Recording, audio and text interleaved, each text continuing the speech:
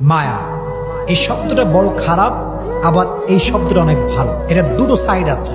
যখন আপনার একটা জিনিসের প্রতি মায়া লেগে যাবে, যদি এটা অতিরিক্ত পর্যায়ে হয়ে যায়, এক্সট্রিম লেভেলে চলে যায়, দ্যাট ইজ ভেরি ডেঞ্জারাস। কারণ মায়াটা মানুষকে তিলে তিলে তিলে শেষ করে দেয় মানুষের জীবনটাকে।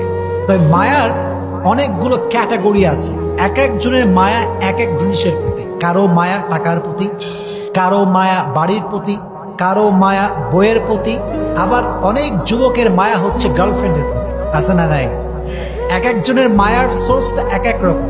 অনেক যুবক আমার মেসেজ দেয় যে হুজুর হুজুর কি যে কষ্ট জীবনে, একজন মেয়ে ভালোবাসছিলাম হুজুর, হাতে আমারে বাদ দিয়ে আরেকজন বিয়ে করে ফেলছে, জীবনে কষ্টের শেষ নাই। তো ওই যে মায়াটা লেগে যায়, ওই মায়াটা ওভারকাম করতে পারবে। দ্যাটস ওয়াই দেখবেন আপনি যখন কোনো যুবকের দিকে তাকাবেন, আপনি জাস্ট এটা ইমাজিন করবেন হি ইজ টোটালি ডিপ্রেসড, তার লাইফে সুখ বলতে কিছু নাই। কেন? ওই যে মায়াটা আমাদেরকে শেষ করে দেয়।